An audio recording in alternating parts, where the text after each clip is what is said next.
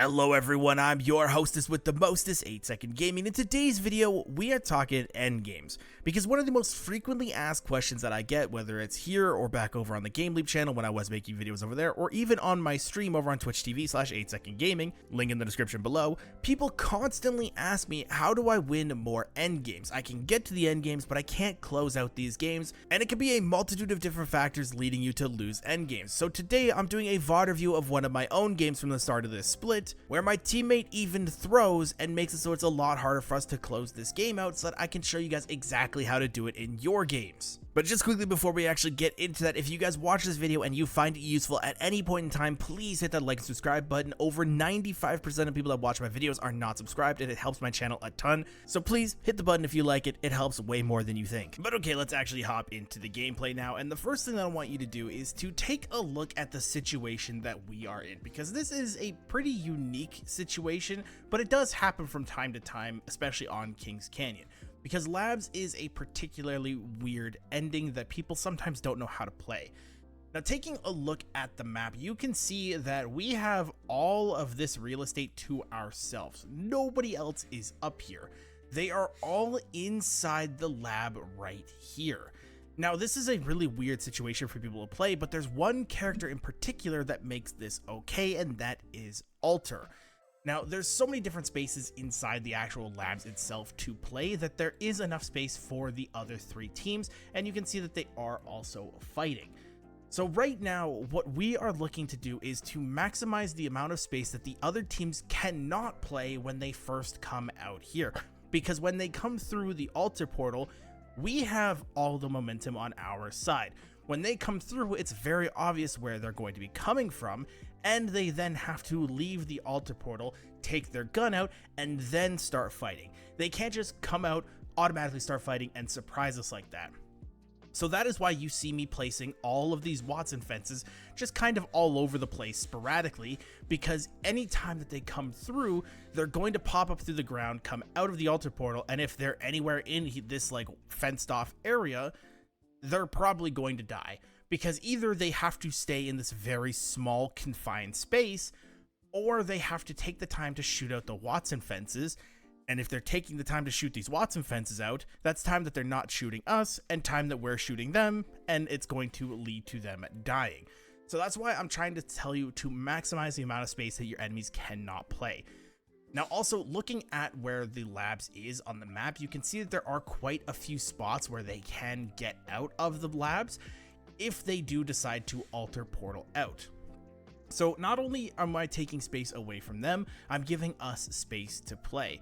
And that's just something that you guys definitely need to keep an eye on in your games if you are in a situation like this. Even if it's not inside labs, if it's an area that you can control a lot of space, it's going to help you in massive amounts of situations, because enemies are not going to have the ability to take space away from you if you're able to play it right. And if they don't have a lot of space, they're going to be forced to fight each other, which then you can third party and win a lot more fights.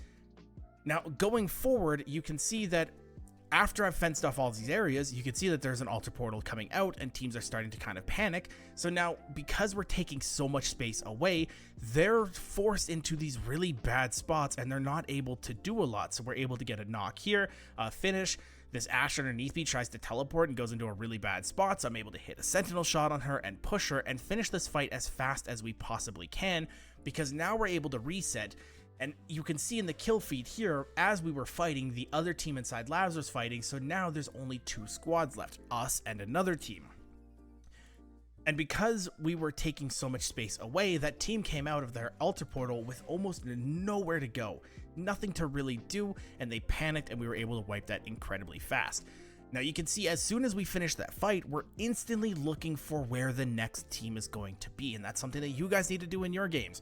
In these endgame situations, you shouldn't really be taking a lot of time to loot. You don't really need a lot of stuff. As you can see, I do have 12 batteries. I don't know why I was carrying so many batteries. I think I had a gold backpack and that's why I was carrying batteries. But also, I have my loadout, a Sentinel and P20s. The Sentinel can be a little bit iffy in these endgame situations, but I do have a 2x on it instead of like a 6 or a 4 to 8. So it's a little bit more aggressive in those types of situations. But also, an amped up Sentinel shot can be the difference between winning and losing a fight. So that's what I want to do. It's kind of like a mini Kraber. But also, we're not really looking for like red or gold helmets because my teammate has a red helmet. I have the Watson perk that makes it so that syringes and shield cells do double, so I technically have a gold helmet at this point. And my other teammate doesn't really need it because they are playing Ash. They can get out of situations. Having the extra 25 health, yeah, it's good, but it's not worth overly looting for. And that's something a lot of people fall trapped to in endgame situations, is once they kill a team, they start to over loot, and that's what allows the other team to catch them off guard, and that's how they die.